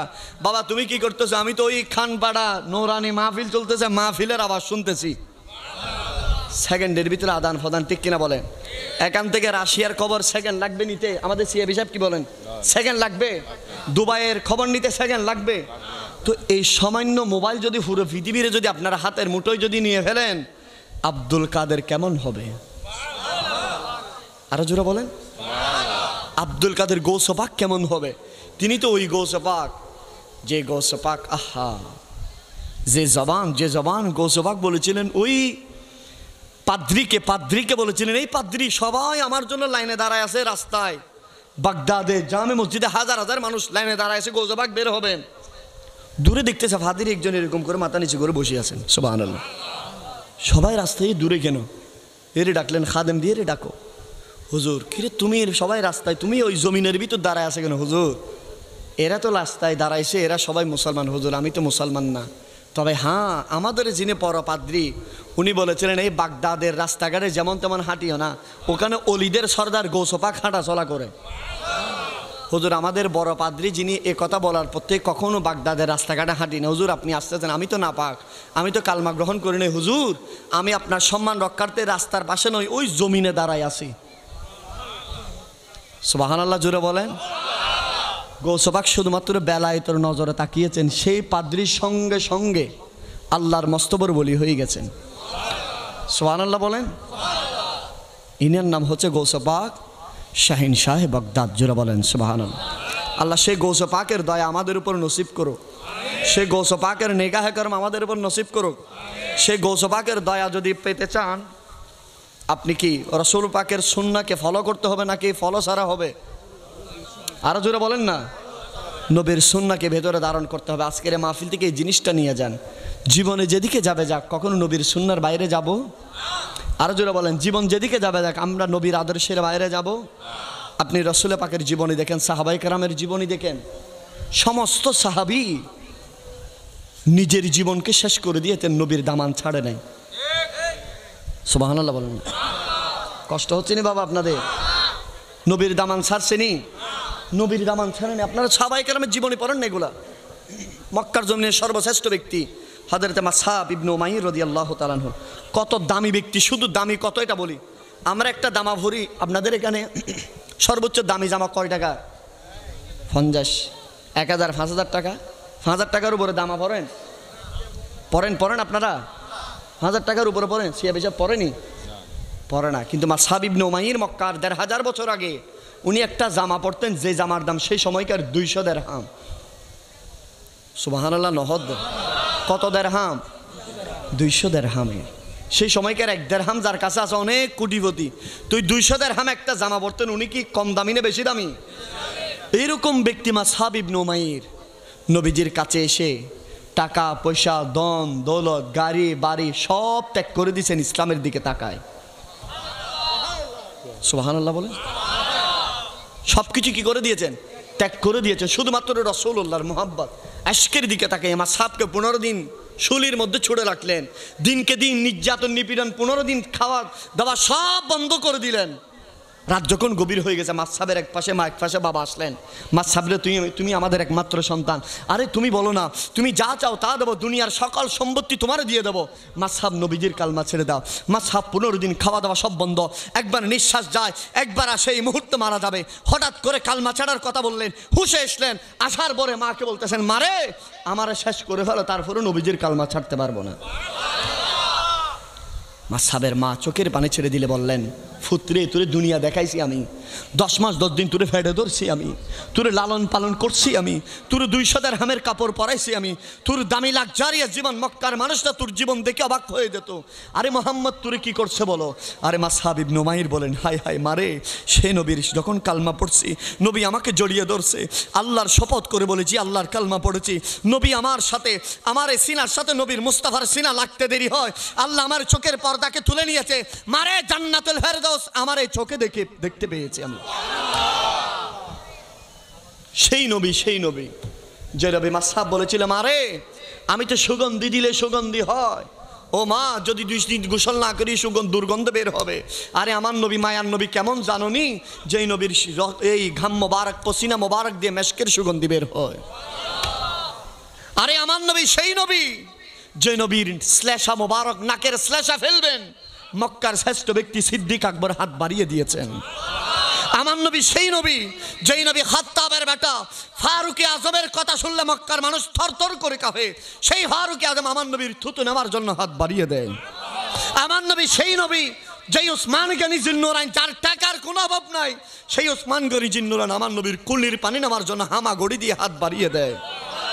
সেই হায়দারে কাররার, আসাদুল্লাহিল গালিব, যিনি হাইবার দুর্গকে এক হাতে তুলেছেন, সেই আলী রাদিয়াল্লাহু তাআলা আমার নবীর কদম দোয়া পানির জন্য জিহ্বাকে বের করে দেয়। উনি সেই রহমতুল লিল আলামিন। মারে আমার জীবন শেষ করে ফেলো, আমি মাসআব নবীর কালমা ছাড়তে পারবো না। আরে নবী ছাড়া নাই সাহারা, সাহারা আছে। আরে জানো দুনিয়াওয়া লা নবী মো দেরি নয়নি মনি, নবী গলারে মালা, নবী ছাড়া আরে আদম থেকে ঈসা নবী, আরে নাফিসি নাফিসি করিবেন সবই, ঠিক কিনা বলেন? আরে উম্মতি বলে কাতিবে নবী কামিলি ওয়ালা নবী ছা জানু দুলিয়া ওয়া। পাহাড়তলির বাবারা বলেন নবী ছাড়া সাহারা আছে? নবী ছাড়া কেউ দয়া করনেওয়ালা আছে? নবী ছাড়া কোনো মেহেরবান করনেওয়ালা আছে? নবী ছাড়া কেউ আমাদেরকে তরাইতে বাঁচাইতে পারবেন? কেন আল্লাহর কোরআন বলছেন আশা আইয়াবা আশাকা রব্বুকা মাকামাম মাহমুদা। আল্লাহর কোরআন বলছেন ওয়ালা সাউফা ইউতিকা রব্বুকা ফাতারদা। জোরে বলেন সুবহানাল্লাহ। আরেকটু জোরে বলেন। আল্লাহ আমাদেরকে কবুল করে নিক, আমিন বলেন। সেজন্য নবীর আদর্শের প্রয়োজনীয়তা কতটুকু? নবীর আদর্শের প্রয়োজন যদি থাকেন, আপনার ছেলেকে যদি নবীর আদর্শের শিক্ষা যদি দেন, সেই ছেলে কখনো আপনাকে বৃদ্ধাশ্রমে দিয়ে আসবে না। নবীর আদর্শ যদি একজন মহিলার থাকে, সেই মহিলা কখনো স্বামীর হককে নষ্ট করবে না, ঠিক কিনা বলেন? আজকের বাংলাদেশের সবচেয়ে হট নিউজ আপনারা জানেন, জগন্নাথ বিশ্ববিদ্যালয়ের একজন স্টুডেন্টকে কেন্দ্র করে, যার নাম জুবায়েরকে কেন্দ্র করে পুরো দেশ উত্তাল। সেই জুবায়ের জগন্নাথ বিশ্ববিদ্যালয়ে পড়তো, তার একজন ছাত্রী ছিল, সেই ছাত্রী আরেকজনের সাথে প্রেম করত। মহিলা কয়জন প্রেম করে? কয়জনের লাগে? 2 জনের লাগে। পূর্বের প্রেমিকরে ফুলাই ফালাই করে ওই জগন্নাথ বিশ্ববিদ্যালয়ের শিক্ষার্থীকে মেরে ফেললেন, নাউজুবিল্লাহ বলেন। সেজন্য এখান থেকে যুবকদের শিক্ষা, যুবকরে ওই মুন্নির কল হয়, মুন্নির সেটিং হয়, মা বাপরে ভুলে যাই না, এই মুন্নি হয়তো তোমার শেষ করে ফেলতে পারে, ঠিক কিনা বলেন? এই মুন্নি তোমার জীবনকে কি করে দিবে? শেষ করে দিবে। সেজন্য আমার অনেক যুবক ভাইরা সুইটি বিউটির লয় সেটিং করে মা বাবার খবর ধরে না, অনেকে আছে না নাই? এরকম বহু সুইটি বিউটি বহু যুবকদের জীবনকে নষ্ট করে ফেলেছেন। আরে ঠিক কিনা, ঠিক কিনা বলেন না? সেজন্য যুবকরা কখনো সুইটি বিউটির ফাঁদে ভরে মা বাপরে কষ্ট দেওয়া যাবে? কখনো সুইটি বিউটির ফাঁদে ভরে জীবনকে নষ্ট করা যাবে? এই একজন জলজান্ত একটা গ্রাজুয়েশন কমপ্লিট করা একটা ছেলেকে শেষ করে ফেলছে, এই পুরো গলাটা ডাইরেক্ট কাটি ফেলছে। কেমনে পারলো এই মহিলা? তার আরেকজন পূর্বের প্রেমিকরে মিলে ওই প্রেমিকরে খুশি করার জন্য এই যে টিচার তাকে পড়িয়েছেন তাকে মেরে ফেলেছে। একটু জোরে বলেন না নাউজুবিল্লাহ। আপনি কোথায় যাবেন? এই ছোট্ট কলেজে পড়া মেয়েটা দেখতে ছোট্ট, তো এই মেয়ে যদি তার স্যারের যদি মারি ফেলতে পারে, দেশের ভিতরে মানুষের মনুষ্যত্ব আর আসেনি, এটা কিয়ামতের একটা আলামত, ঠিক কিনা বলেন? দেশটা এখন উড়াদুরা চলতেছে। আরেকজন বাংলাদেশের কোন একজন নাকি নায়ক ছিল, এর নাম সালমান শাহ। কোন শাহ? এই নাকি বহু বছর আগে মারা গেছিল। আজকে দেখলাম রিট চলতেছে, তারে নাকি তার বউ ষড়যন্ত্র করে হত্যা করে ফেলছে, ঠিক কিনা বলেন না? তুই যেখানে এত বড় একজন নায়ক হওয়ার পরে সেই বাঁচতে পারে নাই, কেন না? কি জন্য বাঁচতে পারে নাই? ওই যে জীবন সঙ্গিনী নিছে, সেই জীবন সঙ্গিনীটা লট বট ফট, সেজন্য, ঠিক কিনা বলেন? যদি ভালো যদি জীবন সঙ্গিনী হতো, যদি সালমান শাহ যদি জীবন সঙ্গিনী যদি একজন আবাদা পরহেজগার মহিলা করত, তাহলে ওই মহিলাটা সালমান শাহর জন্য জীবন দিয়ে দিতে, ঠিক কিনা বলেন? আজকে ওই পশ্চিমা সেই ওয়েস্টার্ন কালচারের করছে বিদায় সেই নিজের জীবন তো বাজি রাখি জামাইয়ের জীবন নিয়ে ফেলছে, ঠিক কিনা বলেন? সালমান শাহ নায়ক হোক, যা হবে হোক, কিন্তু একজন তো মানুষ, ঠিক কিনা বলেন? একজন তো পুরুষ, ঠিক কিনা বলেন? নায়ক টায়ক আসতেছে ভরে, প্রথম একজন কি মানুষ, দেশের নাগরিক, একজন পুরুষ। তাহলে এর মতো একজন ব্যক্তির জবাই করে দিছে, হয়তো আপনাকে আমাকে কালকে বেইন নিয়ে জবাই করে দিলে তার কোনো নিশ্চয়তা আসেনি। তো সেজন্য এখান থেকে রসুল পাকের হাদিসে মোবারকা আমার নবী বলতেছেন, বিবাহ করবেন কাকে জানার দরকার আছে না নাই? আরো জোরে বলেন। যুবকদের জন্য আমার এই ওয়াজ অত্যন্ত বেশি অথেন্টিক, কারণ যুবকরা তো এগুলো বেশি শুনে। যুবকরা আজকে থেকে শপথ নাও, এই মাহফিল থেকে শপথ নাও, বিবাহ করবা তারে যার মা ইমানদার, যার বাবা ইমানদার। ইমানদারের ফেট থেকে ইমানদার বের হবে, ঠিক কিনা বলেন? বেঈমানের ফেট থেকে বেঈমান বের হবে, ঠিক রাখবেন। আমার নবী সেজন্য বিবাহ করার আগে নারীর কয়েকটা জিনিস দেখতে বলেছেন। 1 নম্বরে তার বংশ, 2 নম্বরে তার আখলাক, 3 নম্বরে তার দিনদারিতা, 4th 5ম নম্বর আসতেছে তার টাকা পয়সা, সৌন্দর্য, এগুলা, ঠিক কিনা বলেন? তাহলে যাকে জীবন সঙ্গিনী করবেন তার কি দেখবেন? তার বংশটা দেখবেন, তার মা বাবা দেখবেন। একটা আমাদের সিটাঙ্গের ভাষা একটা কথা বলে যে মা সা জি সা, ঠিক কিনা বলেন না? কি বলে যে মা সা জি সা, একটা কথা বলে না? আহা, এই বাপসা ফুৎসা বহুত গুরুত্বপূর্ণ, বহুত গুরুত্বপূর্ণ। আমাদের সমাজের এখন মনে করে যেই মা একদম ওই ফাট তলি গিয়ে বিরাট করে বাজার আনতে পারে, এই মহিলার অনেকজন কি মনে করে, আহা ওই তোর বউবে কেন বউ বাবা আল্লাহ, যে বউবে পুরো ভাত তলি যাই রে, পুরো ভাত তলি আলগালি ঈদ ভাত তলি তার হারি দোয়ানি তো লই রে, সিএনজি আলাই তো লই রে, ট্যাক্সি আলাই তো লই রে, হরদ দোয়ান বিলুদ দোয়ান এন হন দোয়ান নাই দে, অমুকুর বউরও নসি নে ইয়ান গর্ব করি হই দে কি করি। আহা এই বইবে জামাই বেরে জাহান নামল লই যাবি যে, হডলে যাবি তো খন না, জাহান নামল লই যাবি তো বইবে, হডলে যাবি তো জাহান নামল নিয়ে যাবো স্ত্রী। আমার নবীর হাদিস শুনলে আপনারা কি এখন আমার উপর রাগ করে ফেলবেন? আমার নবীজি নারীর চুল পর্যন্ত হেফাজত করার কথা বলেছেন। কি কি কি? চুল চুল চুল, চেহারা অনেক দূরের কথা, চুল চুল। আজকের এই ওয়াজ কোথায় নিয়ে যাবেন? এই হাদিস কোথায় নিয়ে যাবেন? সেজন্য তো সমাজ থেকে ওই মারে মারি ফেলতেছে, বাপরে মারি ফেলতেছে, গুলি করে মারি ফেলতেছে, হত্যা করে মারি ফেলতেছে, ঠিক কিনা বলেন? আছে হত্যার হিড়িক পড়ে গেছে আমাদের রাউজানে, আরে ঠিক কিনা বলেন? হত্যা কম চলে না বেশি চলে? বেশি চলে। সামান্য বালুকে কেন্দ্র করে বালু বালু বালু শুলু মারি ফেলি, বালু বালু, আহা বালুর জায়গাত বালু তাই গেই, খালর জায়গাত খাল তাই গেই, মারামারি করতে দুজন হড়ে যান নামত হড়ে শেষ। বালু বালু কিলো দেখতে জি না ন ফারে বাজি বাজি খনিকে ফাইতুনো যেইন। আমরা বারবার আল্লাহর কসম করে বলি, হাত ধরে বলি, পা ধরে বলি, পাটা দেন পা ধরবো, আল্লাহর বাস্তে দুনিয়ারে কোনো কিছু চিরস্থায়ী নয়, দুনিয়ারে কোনো কিছু আল্লাহর কসম চিরস্থায়ী নয়। যে টাকা জমাইছেন ব্যাংকে এই টাকাগুলো খেয়ে যেতে পারবেন না, যেই সম্পদ জুড়িয়েছেন সম্পদ খেয়ে যেতে পারবেন না, যেই টাকা পয়সা আল্লাহ দিয়েছেন এগুলো শুকরিয়া আদায় করেন, আর কামানোর চিন্তা করিয়েন না।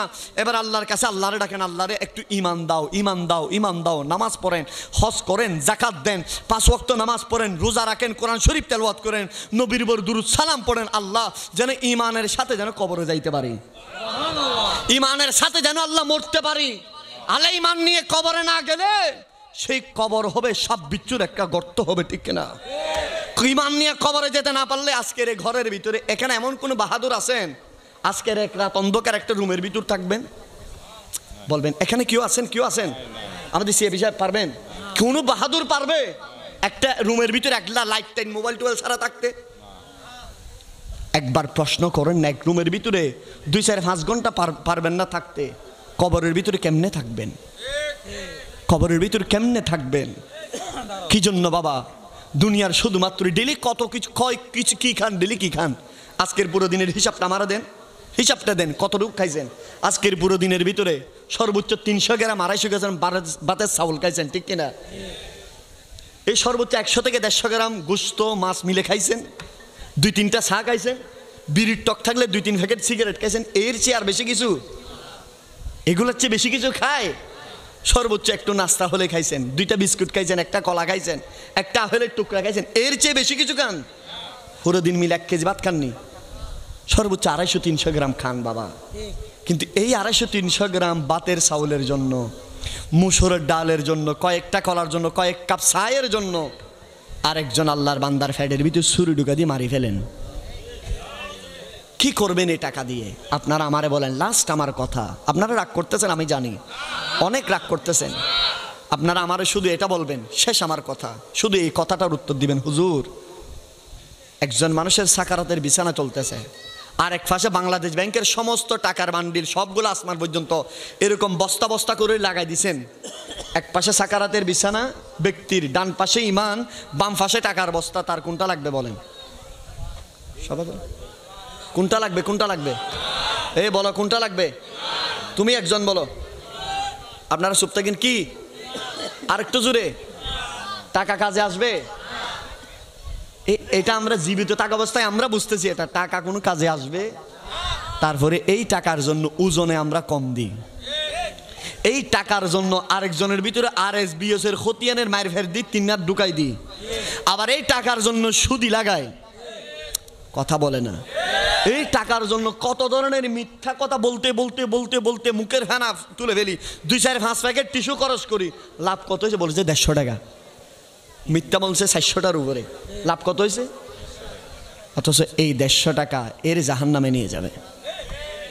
ঠিক কিনা বলেন না? আমরা আজকে থেকে আল্লাহর ওয়াস্তে সব কিছুর বলার পিছনে আজকে থেকে আমরা নামাজ ধরবো। হাত তোলেন ইনশা, আরো জোরে বলেন ইনশা। আমাদের ইমাম সাহেব হুজুর আছে না, খানপাড়ার ইমাম সাহেব হুজুর আছে? হুজুর, আমি এত লজ্জা দিচ্ছি না, গতকাল যে ফজরটা হয়েছে মুসল্লি কেমন ছিলাম না? আহা আহা, এটা তো আমি কোথায় ওয়াজ করতেছি যেটা বাবা, জীবনে জীবনে জীবনে আর ছাড়বেন আর ছাড়বেন, জীবনে আর ছাড়বেন। হাত তোলেন বাবা। আমি একটা কথা প্রায় সময় বলি, যদি আমল যদি করেন, আমি আর মতো ছোট ব্যক্তির ওয়াজ আপনাকে জান্নাতে নিয়ে যাবে। আমল যদি করেন শওকত হুজুরের ওয়াজ আপনাকে জান্নাতে নিয়ে যাবে। আমল যদি করেন হুজুর আল্লামা আমাদের হুজুর নাজিবউদ্দিন হুজুরের ওয়াজ আপনাকে জান্নাতে নিয়ে যাবে। ঠিক কিনা বলেন? আমল যদি না করেন, আমি না জিবরিল আমিন এসেও যদি ওয়াজ করে কাজ হবে? সেজন্য আল্লাহর ওয়াস্তে আমরা নামাজ ছাড়বো। হাত তোলেন। নবীজির আদর্শের বাইরে যাব? সুদের, ঘুষের, কখনো মানুষকে অত্যাচার নিপীড়ন চালাবো। আর একটা জিনিস খুব গুরুত্বপূর্ণ, মা বাবার খেদমত করব। ঠিক কিনা বল? আহা, আজ মা অসহায়, যে মায়ের ছোট্ট ফ্যাটের ভিতরে ফোলার জায়গা হয়েছে, আর 10 তলা বিল্ডিংয়ে মায়ের জায়গা হয় না। আমি এটা উদাহরণ দেওয়ার জন্য কোথাও যাব না, আমি আপনাদের এলাকার উদাহরণ পুরো বাংলাদেশ দিচ্ছি। সেটা হচ্ছে আপনাদের এদিকে একটা বৃদ্ধাশ্রম আছে না নাই? কথা বলেন, আছে না নাই? আজকের দিকে 2 বছর আগে এই বৃদ্ধাশ্রম আমি এবং আমাদের মুস্তাফা রহিম আজাহারি ভাই একটা ভিডিও আপনারা দুনিয়াব্যাপী দেখেছেন। ওই রিটায়ার্ড পার্সন যে ব্যক্তিটা ছিল, ওই ব্যক্তিটা বলছে আমি একজন সরকারি রিটায়ার্ড পার্সন, একজন স্কুল টিচার, আমার ছেলে মেয়েরা আমার সমস্ত টাকা নিয়ে শহরের ভিতরে আমাকে বাসা থেকে বের করে দিছে। ঠিক কিনা বলেন না? আহা, এই দৃশ্য যেন আপনার আমার না হয়, সেজন্য কর্তব্যটা আমার আপনার। সেজন্য আমরা আমাদের ছেলে মেয়েদেরকে মানুষের মতো মানুষ করব। আমরা ছেলে মেয়েদেরকে শুধুমাত্র দুনিয়া শিখাই, দিন শিখাই না। ঠিক কিনা বলেন? দিন শিখায় কয়জন বাবা আছে? বাবা বলেন, ছেলের একটু করে বলেন, বাবা তুমি কোরআন শরীফ পড়তে পারো কিনা জিজ্ঞেস করেন। কয়জন বাবা আছেন রাতে বাসায় আসলে জিজ্ঞেস করেন, বাবা তুমি কি আজকে কি জোহরের নামাজ, ফজরের নামাজ, আসর, মাগরিব পড়ছো? জিজ্ঞেস করি আমরা। কিন্তু আমরা ঠিকই জিজ্ঞেস করি, বাবা আজকে দোকানে ব্যবসা কত হয়েছে, বাবা আজকে কত টাকা ইনকাম করছো, এটা জিজ্ঞেস করি। ঠিক কিনা বলেন? কিন্তু দুনিয়ার ব্যাপারে, দিনের ব্যাপারে আমরা বিন্দু পরিমাণ জিজ্ঞেস করি না। ঠিক কিনা বলেন? ছেলেরে জিজ্ঞেস করি না, ফুতরে তুই দাড়ি রাখস না কেন? জিজ্ঞেস করি না। ও ফুতরে তুই নবীর আদর্শ মতো চলস না কেন? জিজ্ঞেস করি না। ফুতরে তুই কখনো হারামের দিকে যাবি না? ফুতরে তুই কখনো ঘুষের দিকে যাবি না? ফুতরে তুই কখনো সুদের ব্যবসা করবি না? এ ফুতরে তুই আমার ভূত তুই জীবনে কখনো অন্যের উপর জুলুম করবি না। এটা বলি আজ শত বাংলাদেশের শত মা বাবা ছেলে মাসে ইনকাম করে 10,000 টাকা, কিন্তু প্রত্যেক মাসে গড় ঢুকায় কয়েক কোটি টাকা। কোনো মা বাবা আজ পর্যন্ত বলেছে ফুত তোর বেতন তো 12,000 টাকা, তুই এত টাকা ফাঁস কোথায়? বলছে জীবনে? বরঞ্চ মা বাবা আরো গর্ব করে বলে, হ্যাঁ আর ফোয়ার বেতন 12,000 টিয়া, কিন্তু এ মাস দিন আর ফোয়া হামাই দেয় 2 কোটি টিয়া। বলেন না অনান হইতে রেগুন? ঠিক না বেটি? এ মা বাবা কি হিসেবে হয় দে? গর্ব করি। হদ্দ সুবিধি কি হালাল হারাম জানবো, আইনুর দরকার। কি দরকার? আইনুর দরকার। অথচ যদি মা বাবা যদি আল্লাহওয়ালা হতো, ফুতরে আমরা ছোটবেলায় দেখছি, ছোটবেলায় আমরা তো গ্রামেই বড় হয়েছে, কখনো নাড়া চিনেননি আপনারা? নাড়া চিনেন? নাড়া এই ধান কাটার পরে যেটা নাড়া হয়, এই আমরা ছোটবেলায় আমরা চাচাতো ভাইরা মিলে নাড়া কাটতে যেতাম। তা আমার মা জিজ্ঞেস করতো, মুরব্বীরা এখনকার যারা বৃদ্ধ মহিলা ওনারা জিজ্ঞেস করে কথাটা, ফুতরে এই নাড়াটা কাজ জমিন থেকে আনছো তুমি? বর্ষাকালে আমরা মাছ ধরতাম, কোন জায়গা থেকে মাছ ধরছো এটা জিজ্ঞেস করতো। হুদিন মেশে যখন কাঁচামরিচ আনতাম, টমেটো আনতাম, জিজ্ঞেস করতো এই কাঁচামরিচ কোত্থেকে, খার জমি নিয়েন, খনিকা জমি নিতেন আনুস নি খন, এই নাড়া এখানে আরেকজনের জমি নিতেন আনুস না আরো জমি নিতুন, এটা জিজ্ঞেস করতো মা। ঠিক কিনা বলেন না? সেই সময়কার, সেজন্য আমি বলি সেই সময়কার সকল মহিলারা জামানার রাবিয়া বছরী, সেই সময়কার সকল মহিলারা আল্লাহর এক একজন বলি। কারণ এখনো পর্যন্ত সেই সময়কার মহিলারা এখনো পর্যন্ত ঘর থেকে বের হয়ে ছাতি আছে না নাই? এখনো পর্যন্ত যারা বুড়ো বুড়ো আর মা বোন আছে সাথী যারা বাইরে হয় না, আরে ইতরে করো তুমি ইতরে করে রাস্তা ফারবে দে, অসুবিধে কি? হদ্দ বুক অফুত রাস্তা ফারতে তুই হদ্দজ্ঞ যদি বেগানা পুরুষ যদি আরে দেখি বেলায় গুণের বাড়ি তুই লবি না, ও বুক গুণ হয়ে গেলে আর নবী নাই কেন মুখ দেখাই এ কথাইন হইতে সিয়া বিচার ঠিক না বেটি এল্লো করি হইতে তো বুক আর যদি গুণ হয়ে যায় ওহো তার গুণের বাকি হল লইব তুই লইতে পারবি নি ও ফুক ও মা আই তো হাইতন্য বাজে তুই কিল না আর এল্লো করে আই কার গোড়া টোড়া দিয়ে আর ওই তোর ঘরত যায় না বাজে এরকম করে করে চলেছেন। সেজন্য সেই সময়কার মানুষরা ইনকাম ছিল অল্প, বরকত ছিল বেশি, ঠিক না ঠিক মাতন না? আজকের এই দিনে ইনকাম বেশি বরকত নাই, ঠিক কিনা বলেন? 1 লাখ টাকা যে ইনকাম করে সেইও 5 তারিখের মাসের 25 তারিখের পরে গ্রামীণ ব্যাংক থেকে লোন নেই, আর যে 2 কোটি টাকা কামায় সেইও দেখতেছেন লোনের ভিতরে জড়িত। কিন্তু অথচ সেই সময়কার বাবা ডেলি 150 টাকা কামাইতো, ছেলে মেয়ে আছে 5 জন, ইতারা বুড়ো বুড়ি আছে 2 জন, হজন সৈন্য হজন 7 জন, ডেলি হামার দা হরিয়া 150 নিয়ে বহু সময় বা 150 নিয়ে হামাইতে ন পারে। ফোয়াশা বিয়াগুনের লেখাপড়া করে এই ওষুধপত্র বিয়াগিন ঠিকঠাক ওয়া তোমার বাবা কেন চলে ওয়া 150 নিয়ে তোর হামাই দে হরিণী তোমার ল্যান্ডানে কিনে অবুক কি হো আর বাপ সবচেয়ে দামি জামা আনলাই তুই কেন চলাই তু হদ তোমার বাপ ক্যাং গইতু বাজি হদ আর মা বাপ হজরের হরে দরদা দানালা কুলি দি ইয়াসিন সুরে তেলওয়াত গইতু। তো এখন কি অবস্থা বলে যে এখন আয় হামাই 1.5 লাখ আর বড় বা হামাই 60,000 ইবা হামাই 5 লাখ ইবা হামাই 3 লাখ, সংসারের কি অবস্থা? হদ্দবাজি মার ওষুধ আনলি বাপর আনি না পারি, বামর আনিলি ইঞ্জেকশন মানি না পারি, ইঞ্জেকশন আনিলি ফোয়ার নাই, ফোয়ার আনিলি বউন নাই, বনুর আনিলি আম নাই, আর আনিলি বাইন নাই, হদ্দে এল্লে চলের কিয়া কি ব্যাপার? ফজর নামাজ সজ্জন না হদ্দ ফজর নামাজ সজ্জিতে বাজি ওই রমজানের প্রথম রাতি এইন এর পরে আর ফজর নামাজ হত্য ফজ্জি হইন না পারি, আজান শুনিবার টাইম নয় তুই উড়ো হত্যে বলে যে 12টা বাজে, গুমজ হতে 3টা বাজে, তুই বাজি তুই তো রহমত তুন 100 হাত দূরে গিয়ে গুই, ঠিক না বেটিং মাতন না? কি হয়ে গেছে? রহমত ছুটে গেছে, বরকত ছুটে গেছে। বরকত উঠে যাওয়ার আরেকটা কারণ শুনে নেন, যে সময় থেকে সমাজ থেকে মক্তব উঠে গেছে। মক্তব চিনেন আপনারা? মক্তব চিনেন না মনে? মক্তব চিনেন? মক্তব মানে আমরা ছোটকালে মক্তবে যাইতাম। আপনারা এখানে মক্তবে আমাদের সমান অনেকে গেছেন না? ওনারা তো গেছেন, আমাদের যারা সেম এইজের 26-27 বছর আমরা কি কোথায় গেছি? মক্তবে। মক্তবটা আমাদের জন্য সেই সময়কার রহমত ছিল। যেন বুয়ো আরোগ্য ছোটো ভাই আছিল স্বাস্থ্য ভাই এটা লাদা থেকে বিছানাত বেশি কি করতো? ফ্যাশাক করতো। তো শীতকালে তো গোসল করিবার কোনো সুযোগ নাই, ইতে মক্তবত যাবে খড় হলদাইলে যাইবি কিরে তুই মক্তবত কিনলে চলে গিয়ে হদ্দ মক্তবত তাইলে হদ্দ আত্মা ভালো লাগে, হইলে ভালো লাগে এই সময়। আর মক্তবত যাইলি আর একখান টোস্ট বিস্কুট দিত। কি দিত? গুঁড়ো টোস্ট বিস্কুট চিনন না? চিনন? বোধ সময় দির ওই সকালে ডাইনে চালাইস ডাইনে চালা, এটা তো এখন নয়। ডাইনে চালা ওনার ছোটো দেখতে দেখিলে না? ডাইনে চালা গাড়ি লইরে ডাইনে চালাইস তুই ডাইনেস এত গুঁড়ো ডাইনেস আছিল হদুন কিরিমালা, যারা হন্নাস যাইতি তারা কি দিত? কিনিমালা ডাইনেস দিত। এবং হুজুরুল্লাহ যারা নাস্তাইন তুই কিনে আর ভাগ করে দিত। এবং মক্তবর পরে আর মসজিদ পরিষ্কার করতাম, ভোরু ঘাট পরিষ্কার করতাম, পাখানা বাসটা পরিষ্কার করতাম, ঠিক না বেটি? এখনই আছে না? এখনো যুগের ফলের ইন হবে তো দৌড়ে ইন এনে গাল মারার দে বাংলার, ঠিক না বেটি? আমাদের এই সময়টা ছিল সমাজ থেকে, এটা আমি প্রায় সময় বলি, সমাজ থেকে যখন থেকে মক্তব স্টপ হয়ে গেছে সমাজ থেকে রহমত উঠে গেছে। কারণ যে ঘরে মক্তবে ছেলে সকাল 7টা বাজে যাবে, 7টা বাজে ছেলে যদি মক্তবে যায় মাকে উঠতে হবে 5টা বাজে। 6টা বাজে উডম পড়িব যে 5টা বাজে মা উডম পড়িব, মা নিজে নামাজ পড়ম পড়ব, ফয়েবের তুলম পড়ব, আবার ইবে ফেহানা ফস্টাপ গজ্জি না কিনা ফুসাইটু যাই দিয়াম পড়ব, তারপরে ফয়েবের হলে এটা খড়ে যাবে যে মক্তবত। এই মক্তব বন্ধ, রহমত কি হয়ে বন্ধ হয়ে গেছে। আল্লাহ আমাদেরকে কবুল করুন, আমিন বলেন। আল্লাহ এই সমস্ত এগুলো যা বলেছি যেন আমি আমল করতে পারি, আপনারা যেন আমল করতে পারেন, আল্লাহ কবুল করুন। লাস্টে কথা, একদিন মৃত্যুবরণ। কষ্ট পাচ্ছেন আপনারা? মৃত্যুবরণ আরো জোরে বলেন না, মৃত্যুবরণ। আরে চোখের পলকে তুমি হতে পারো লাশ, চিরতরে বন্ধ হবে তোমারই নিঃশ্বাস, ঠিক কিনা বলেন? হবে এলানি তোমারই নাম কে, হবে এলানি তোমারই নাম মসজিদের মাইকে।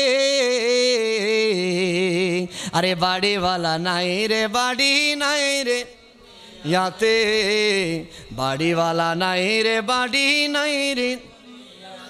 আরে তোমার বয়ে থাকতো মানুষ ছিলে বাহাদুরি বাবুনি হাওয়ায় উড়া তুমি যে রঙিনী গুড়ি ইয়ো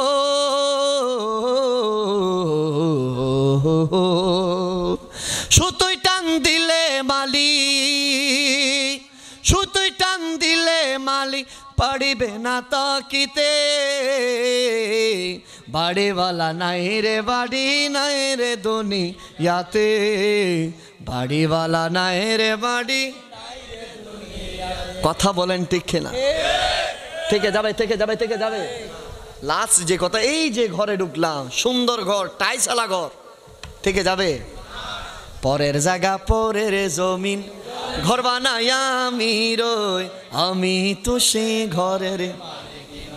ঘরের মালিক আমি আমার যে ঘর আমি যে ঘরে তাকিয়ে ঘর আমার বাবা দিয়ে গেছে ঠিক কিনা আপনারে দিয়ে গেছে কে আপনার বাবারে দিয়ে গেছে আপনার বোধ সময় না হয় ও আবাজ সরিয়েন আর দাদা রেঙ্গুন উত্তন এমনি দে খড়তুন কথা বলে না বুড়ো বুড়ি হলে বুঝিব দে খড়তুন এমনি দে রেঙ্গুন উত্তন এখন না রাঙ্গামাটি বাজে আর তেরো খড়ে রেঙ্গুন হতো বাজি আর ইয়ে না আর এমনি দে দাদা হতুন রেঙ্গুন উত্তুন কিন্তু দাদা আছে না নাই গাছিয়েন খাটিয়েন অবুক শালিয়েন ও হতুন কবির আলিমা হতুন এই সুন্দর সুন্দর অবাজি শালিয়েন ও আর দাদার দিনে পাকিস্তান আমলর অবাজিয়ান আর বাফো বিন্দি আর বদিনে শালিশে পাই মাঝে মধ্যে দিয়ে একখানা করে আড়ি দি ঠিক না হন না যে শাল দাদাই ওই পাকিস্তান হতুন এমনি মুম্বাই শহর হতুন দাদাই আছে না বাপ ফিন্দি বাপ আছে না আজিবে ফোয়াই নাতি ফিন্দের ফোয়াই বেতাইব না আবারই বেদি যাবে ফতিরে কথা বলেন ঠিক কিনা সেই ঘরে কানা যার জমিদারি আমি পাই না তাহারি হুকুম জারি গো আমি পাইলে জমিদারির দেখা পাইলে জমিদারির দেখা পাইলে জমিদারির দেখা মনের দুঃখ কারে কই আমি তো সেই ঘরের মালিক নয় আরে পরের জায়গা পরের জমি ঘর বানাইয়া আমি রই আমি তো সেই আরে জমিদারের ইচ্ছে মতো দেয় না জমি চাষ তাই তো ফসল ফলে না রে দুঃখ 12 মাস ঠিক না ও আমি খাজনা পাতি সবই দিলাম রে তবু জমিন আমার হয় যে নিলাম গো আমি চলি যে তার মন জুগায়া দাখিলাই মেলে না সই আমি তো সেই ঘরের মালিক নয় আরে পরের জায়গা পরের জমি ঘর বানাইয়া আমি রই আমি তো সেই ঘরের নয় আমি তো সেই ঘরের মালিক নই রাউজানের বাবারা বলেন ঠিক না মৃত্যু যেদিন এসে যাবে আপনার হাত আমার হাত সব ঠিক থাকবে এমন জিনিস নিয়ে যাবে যে জিনিস দেখা যায় না সেটার নাম রূহ ঠিক না বলেন না সেটা নয় আমি একটা কথা সর্বশেষ বলবো আপনি মনে করছেন এই খানপাড়া থেকে আপনি মারা গেলে সবাই স্টপ না খানপাড়া থেকে আপনার চেয়ে বহু দামি দামি মানুষ মারা গেছে এখন কবরস্থান অনেকে চিনে না আর আপনিও যেদিন মারা যাবে সেদিন দুনিয়া চলবে যুবকরা মোবাইল চালাবে টিকটক চালাবে ফেসবুক চালাবে মেসেঞ্জার চালাবে আপনি এটা মনে করিয়েন না মনে হয় খানপাড়া ওই দিন কেউ ভাত খাবে না